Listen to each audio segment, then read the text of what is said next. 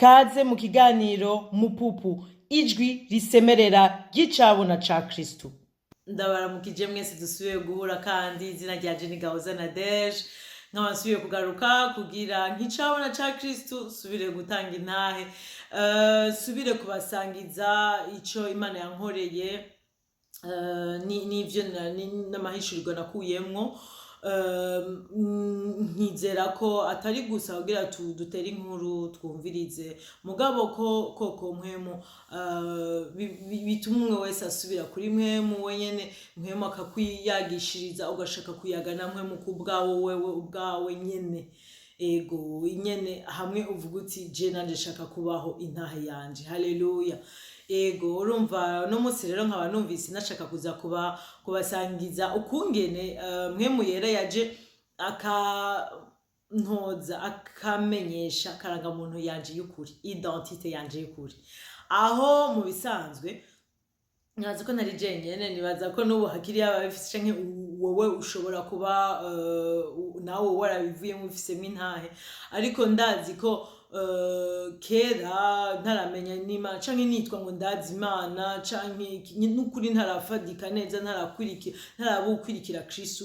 Eka no mu ntango y'urugendo rwanje rwa Kristu uko sivyo naciye ntahura muri rimwe, byarafashe umwanya. Mwemu no mu muntu Imana nziza kweri, mvuga umuntu nyene devo mbashaka kumenga ko ari umugenzi cusanga kenshi washatse kuvuga ngo umuntu mwiza, mugabo ni Imana nziza kubera akugendesha wowe. Mwemu agufata agenda araraba ugeze ngaha, reka ndagutware ngaha, kandi aranaraba n'inyota yawe, aranaraba na disponibility n'ikibanza afise muri wewe kiratuma anyaraguritse akora byinshi, canke ukasanga wowe urashobora no kumubloka, turashobora kumubera intambamyi yo gukora n'ibindi byinshi, ariko n'ukuri ntiyaje gukora igipande, ntiyaje gukora gushika gusa ahantu ngaha, ashaka kukuzura gushika. Haleluya. Urumva rero je nari umuntu kuko kubw'ivyansikamiye no kubwo ibihari bisanzwe ngaha kw'isi tumenyereye, nasanze nari narondeye karanga muntu yanje, sinzi ko noba ndayivuga gutyo neza mu Kirundi, mugani identite mu muco nkora canke muco mfise, urumva canke ngira naho n'umuryango n'abamvamwo, mugabo muri vyose Imana ntiyari irimo. Novuga nukuri sinoja kubeshe, ndiko ndarondera nk'ubu nkavuga nti narahajyana noba oya nukuri noba mbeshe, kubera uja kubimenya kubera iyo usanze dufate ugasanga witora mu vyo ukora. Kenshi urashobora kuraba nk'akazi kawe ugasanga akazi kawe karakugira uri kumva niho wiyumva nyene uri umuntu, kumva niho wumva wikwiye, sinzi ko ndabivuga. Canke ugafatira mu vyo ufise ukaraba ufise dufate ufise amadiplome, ufise impapuro nyene nziza, ufise amazu meza, ufise ibikura umutunzi, umva ugaca usanga ivyo nivyo bisigaye bigira niwe uri, nico kikugize. Rero ikibabaje muri ivyo vyose nuko ico natahuye nuko iyo tubifatiyeko ivyo ni ibintu bihinduka cane, bishobora guhinduka bashaka mu isegonde imwe, ugasanga iyo titre ako kazi ufise ukuri directeur general, aho utwara abantu bose, ejo bishobora guhinduka vyose mu mwanya umwe, ibintu vyose bishobora guhinduka. Canke ico witwa ko ufise ayo matungo ufise ashoboye kugwa mu mazi, mugabo none saho nyene uca wumva ubaye utagira agaciro, umva agaciro. Nibaza ko ijambo ryiza yo kuvuga identite yawe ni hehe utora mu bisanzwe agaciro kawe. Urumva ugasanga agaciro kawe ugiye kugatora nyene muri ivyo bintu, muri abo bantu, niko nabivuga. No mu muryango ugasanga kubera uri umwana wa president, uri umwana wa naka azwi, umva naho nyene ejo vyohinduka, ntuze yiwe igahinduka, titre yiwe igahinduka, canke sinzi amatungo yiwe agahinduka, uca wumva ucupiye. ariko si ivyo Imana ishaka. Imana ishaka ko dutora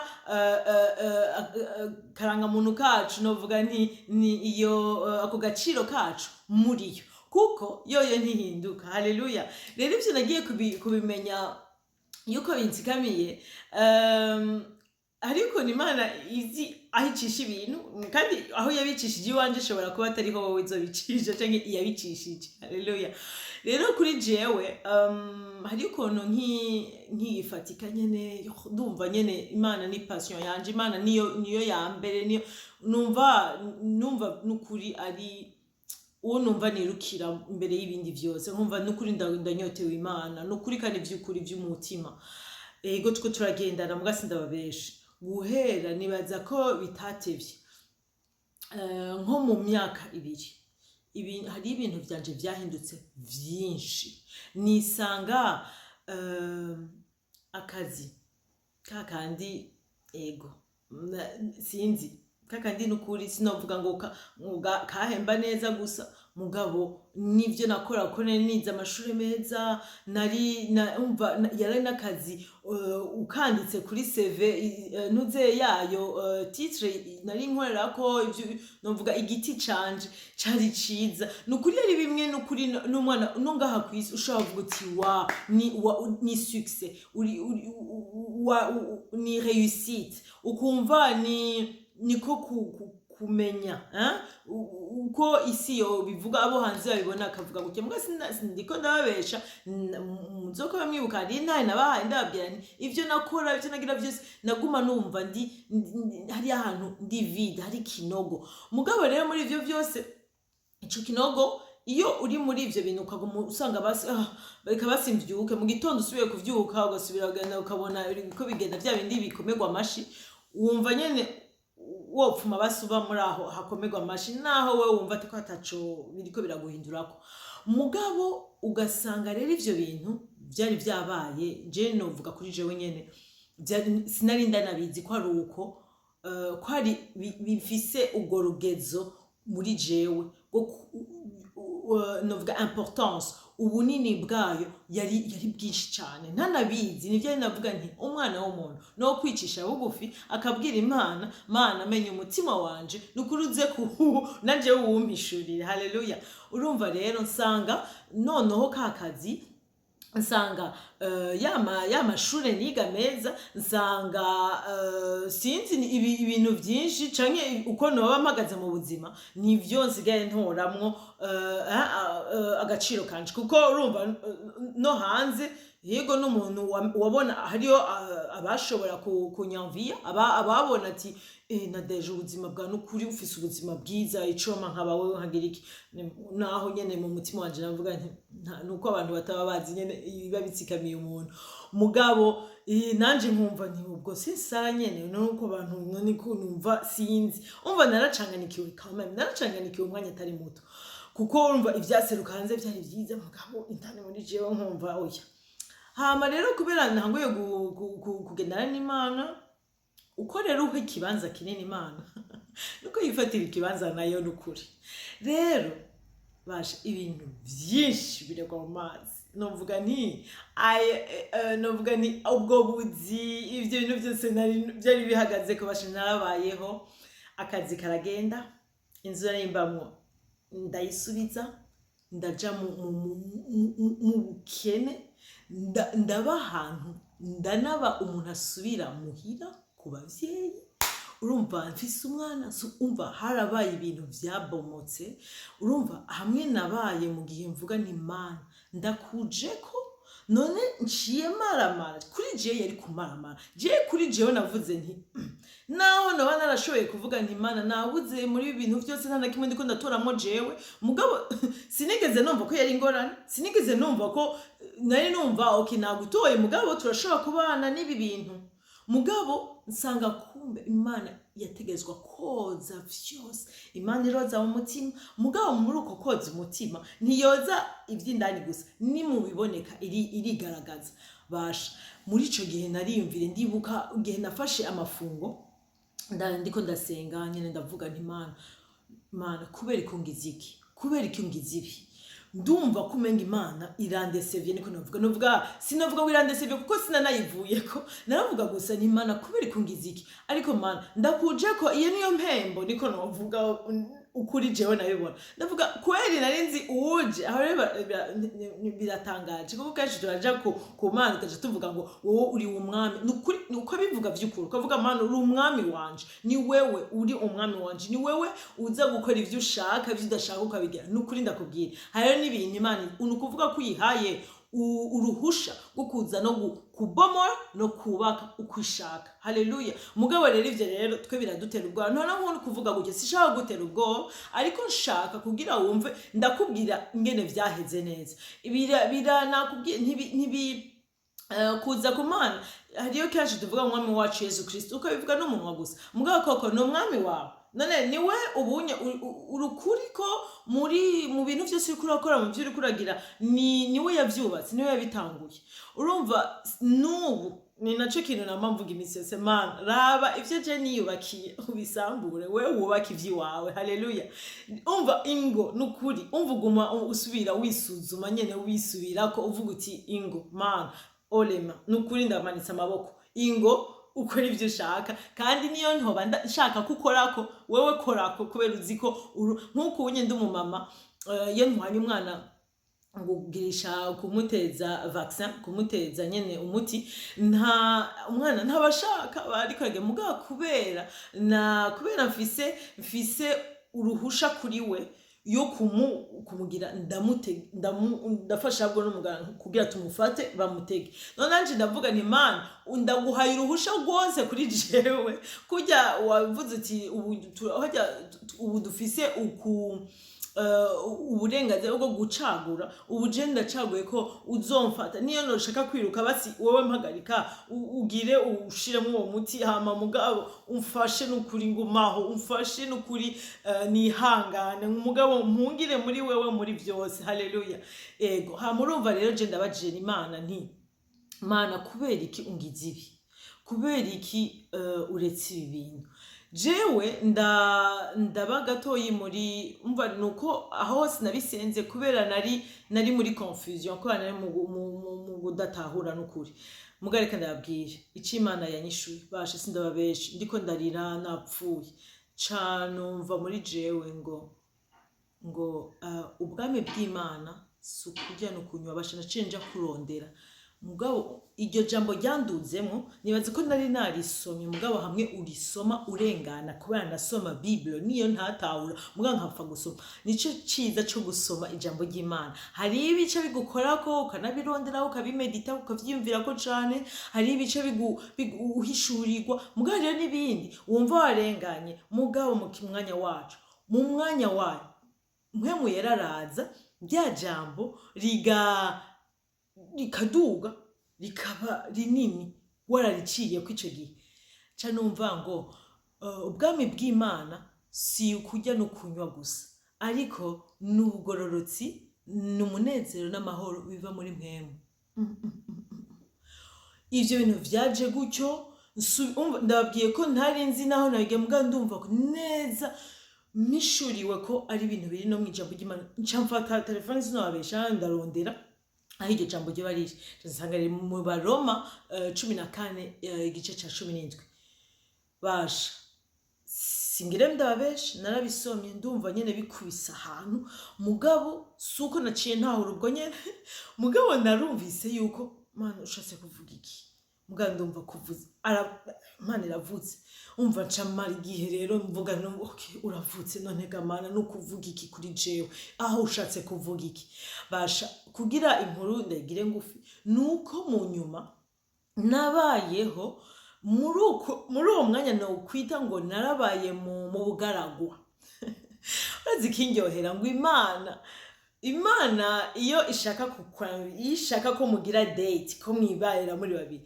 nizogutwara mu gwishi izogutwara mu maresto izogutwara mu bintu bibriya byo hanze oya Imana izogutwara ahantu mu bugaragwa mu bugaragwa niho muja guhurira koko nukuri sindiko ndagutera ubwoba ariko kenshi jewe aho twahurira n'Imana ibintu bidasanzwe yari mu bugaragwa mugabo n'ubu turacahura nukuri mugabo ndazi ko Imana igire imvugisha ikintu gikomeye kenshi inkwegera ahantu mu bugaragwa ahantu numva mana kweli mugabo sindababeshe narabaye muri ubwo bugaragwa mugabo hariyo ukuntu Imana yavyikoreye sinzi uko yabikoze mbwa yarabikoze kubwo mpwemu yera wenyene ubushobozi bw'Imana agushoboza no kurindira gutekereza gutuza umuhoza aguhoza urize agufata uri kumva nyene vyanse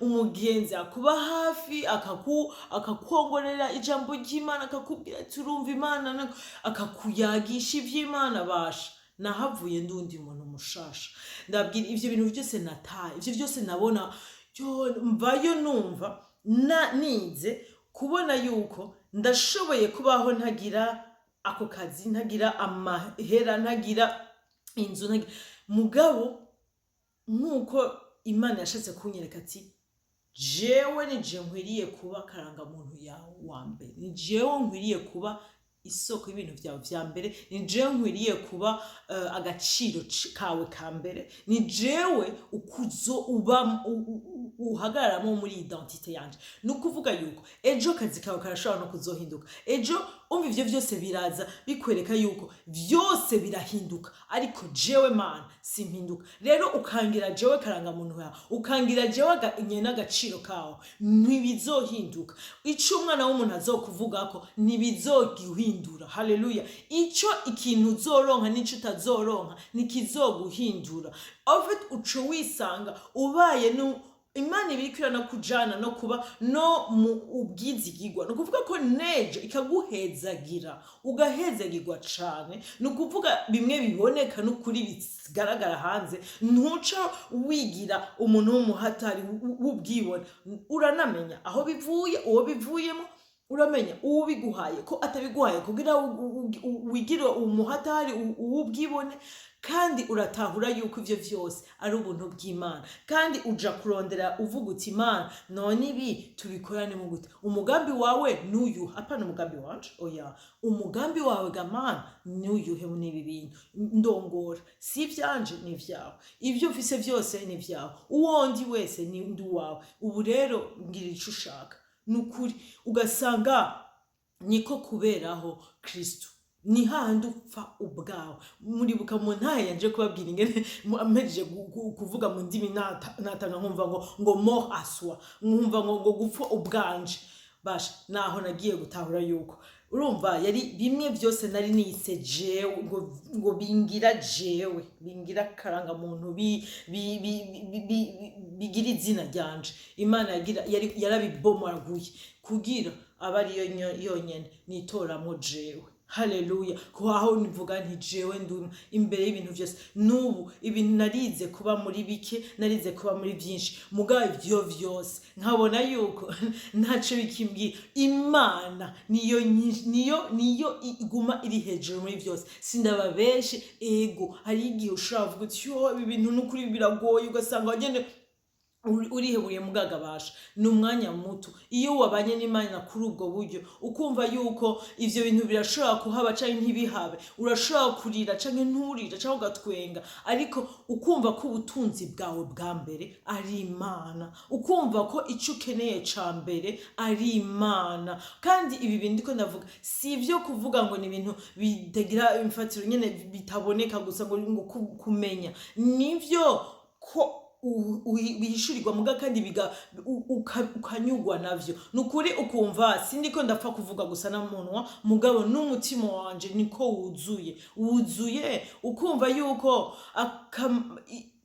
ata muntu agishobora kumizino ashaka niyo woshaka kabigira bica ngaha bigasohokera kubera nzi Imana ivuga haleluya kuri jewe ubitora mu ijambo ryayo iranakuyagisha ubwawe wenyene urumva usigara wumva nukuri ufise ufise nubwo busabane mvuga n'Imana, relation n'Imana, uri umwana w'Imana wumva ko atawundi nduwica Imana ivuga ko ndi. Haleluya. Sindi uwico mfise, sindi ico mfise, sindi ico ngira, sindi ico abantu bavuga, sindi nico jewe nyene niyita. Haleluya. Mugabo ndico Imana imvuga, nduwo Imana inyita, nduwo uw'Imana yangize. Haleluya. Urumva rero iyo yabaye novuga nti ico kintu mu kubohoka nabohotse, nibaza ko yabaye base novuga gute inshingiro y'ibintu vyinshi byatanguye guca bimwe bibomoka ibindi vyubakika. Imana yaraje basha irubaka bishasha. Imana impa kuko nako kazi ico nahishuriwe nuko ako kazi ayo mashuri nagize no mu gihe yo kubitora ngo ndabikore basha nari navuze jewe ngo no mu gutora ishure nagovye kugira nari navuze imbere yo kubitora navuze nti ndiko nshaka kurondera ico no kwiga kizompa amahera, kizompa kutigera ngira ubwoba bw'amahera cyangwa ubwoba bwo kuronka akazi nyene. Urumva ko nashaka kuba n'igihe naba numva ndiko kuko ntabesha ibyo nize narumva ko sinivyo nayo gucagura, sinivyo nayo sinavyo bijanye na Nadeje ubwiwe, mugabo nkumva yuko n'igihe numva ko ndiko nyene ntibinyoroheye, mugabo nkumva muri jewe yo nkaja suba nkibona ndi utwara abandi bose, yo nkaca mbona na ya mahera azokorokera kuri konti, nkabona inyishu mu bibazo byose, yo nkaca ntanga rero shiramwo novuga gute inguvu nyinshi bigaca kandi nkabandanya. Kandi rero hagereka ndababwira ico uzoshaka kiba ubugombe bw'Imana kitaba ubugombe bw'Imana urashoboye gishikako. Urazi igituma? Kubera wewe nyene ubu unye Imana gushika Imana izogaruke izoze kwikorera ivyishaka. Ubu unye turafise mu gushaka kwacu ari ivy'Imana atari ivy'Imana. Iyo atari ivy'Imana dufate uba nuvuga ngo uhaye ikibanza shetani nawe aramenya ingene agusunika kandi ukabigira, mugabe naho vyoba bisa neza inyuma yaho hari urupfu, inyuma yaho hari ivyica, hari ibinuka, hari bigukomeretsa. Urumva mugabo nukuvuga ivyo ushatse ni nkuko uba utanze signal, ubuhejeje kuactiva, ubuhejeje guhamagara mu buryo bw'impemu renfort novuga gute abagufasha ugushobozwa kubigira. Erega na shetani arafise ububasha kubera iki yabukuye mu bw'umwana w'umuntu yamuhaye, kubera nyene twabaye umushumba wiwe, kandi arashobora kukujana mu bintu bibriya bisa neza, bisa nkuko umenga uriko urakora ibintu bidasanzwe, udasanzwe, ariko arazi neza ko ivyo ariko arakora ari inyuma yaho ntagushakira neza, agushakira inabi mbi cyane, ariko akwegeza gusumba kure y'Imana, aho uzoguma ugarariza Imana, uba uwo mu bwibone ntihashaka gutwara. Ubwo bwibone nabwo bugutandukanya n'Imana, bugutandukanya n'ubuzima, bukagujana mu murida, bukagujana mu rupfu. Urumva kuko umusuma ntazanwa n'ikindi atari ukwiba, kwica no gutikiza. Urumva ivyo vyose, ariko umwami wacu Yesu Kristo adushakira ubuzima burimwo guca bugufi, arimo kugendera mu nzira z'Imana. Imana yarakuyemwo ivyo bintu vyose yo kuvuga ngo nshaka amahera, ngo nshaka kwiga bizana amahera, ngo nshaka ngo ntora karanga muntu mu bintu bisa neza. Imana impa ibindi mu mutima wanje hatangura kudugamwo ibindi vyifuzo ngo Imana uyigize icambere uwifuza, inyota yawe urondera wa mbere ngo iraguha ivyo umutima wawe wifuza. Musanzwe iyo wamaze kuyigira iya mbere muri wewe ikuzura muri wewe, ntaba kiri ivyifuzo vya Nadeje, aba ari ivyifuzo vy'Imana bica biza mu mutima w'Imana, akaba ari vyo bica biza.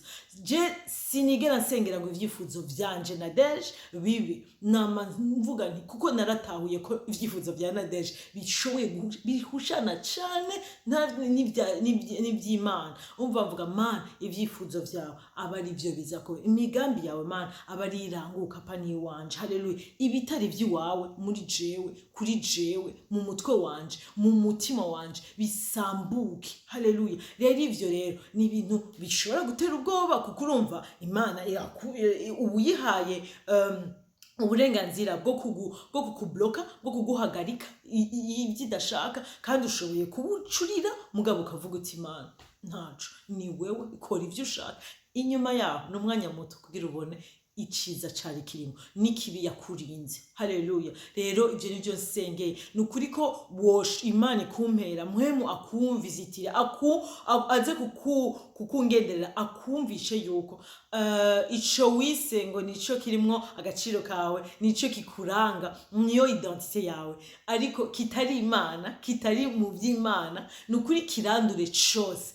Nukuri wewe nyene ubwawe, kandi abikora kubera umuhaye ikibanza, kubera umubwiye uti bibabaza bitababaza, kubera ndazi kuri mwiza, ndazi kunshoboza. Ingo Mana nshaka wewe, shaka ivyawe, kuko reka ndababwire, urashoboye kuza ngaho ugakomerwa amashi, urashoboye kuba ngaho ukumva ubahe ubuzima budasanzwe, ariko ndababwira urafise iherezo, urafise umunsi uzoba umunsi wanyu, urafise umunsi uzoja guhanda des comptes, uzoja uzoba umunsi wo navuga gute uguciga urubanza, ariko ushaka guhereza. Ntidugashake kuryoherwa akanya gatoya, dushake ivy'ubugingo. Haleluya. None ubugingo bwawe ushaka ubuzima cyangwa ushaka urupfu? Rero ducagure neza. Rero tureke mpemu azi atwifashirize, atugenderere, nukuri aduhindurira amateka, twumve muri we aba ariho tutora mu Mana yacu, dutore agaciro kacu, dutoremwo karangamuntu yacu. Haleluya. Nukuri twumve yuko atakintu na kimwe, kuko niyo idahinduka. Rero ntuzosubira kumva uhindutse, uzokumva ubaye instable mu buzima, uzokumva yuko na hamwe wahora ucubona ikintu cose situation ije canke ico ukoze ciza canke kibi, uca witwa mubi cyangwa ukaba ukwitwa mwiza, ivyo byose birahagarara, ugasigara ubu rero uvuga uti ico nakoze nigisa, ahubwo gukamenya ukanasaba n'ikigongo, kandi ukumva yuko wewe ico ukoze si wewe mugabo kirashoboye kirafise impact, oui, kirafise ico gishobora gukora kuri wewe mugabo si wewe. Mukamenya rero no kwama umenya izina wiyita, ni izina ry'Imana, ni ic'Imana ikuhamagara. Haleluya. Imana itubwira ngo turi umuco w'isi. Haleluya. Imana ikubwira ati uri umwana wanje, Imana ikubwira ati rudasanzwe. Haleluya. Rero tureke kuba tufatane n'Imana, twitore mu Mana nyene, mugabo hama duheze dutandukane n'ivya shetani, n'ibitari vy'Imana, n'uwo kwita umuhinga atari kubere ivyo ufise canke ivyo udafise vyokuzanira bigaca bikugira uwubwibone, n'ivyo bisambure. Ariko ufume wemera n'ukwise ati ntacumaze, wewe wibereye mu Mana kubera adatahura iyo Mana yawe, ariko wewe urazi yuko uri gukorera Imana, kandi urazi yuko ubugingo bwawe ari ubuzima, kandi Imana ntizokumara amazi. Imana ndarinzi ngo yamara amaje, narinzi Imana ungize ibiki, ariko Imana yari kwiranyeza, kandi Imana yarasubirijemo, kumwe kwa Yobu ngo yaramusubije amunsubiza, ariko Imana yaransubirije mu ndumane. Ibintu bidasanzwe tuzoyaga ukungena Imana igusubirizamo, tureke ubuzima budasanzwe ariko nibigaragara. Haleluya.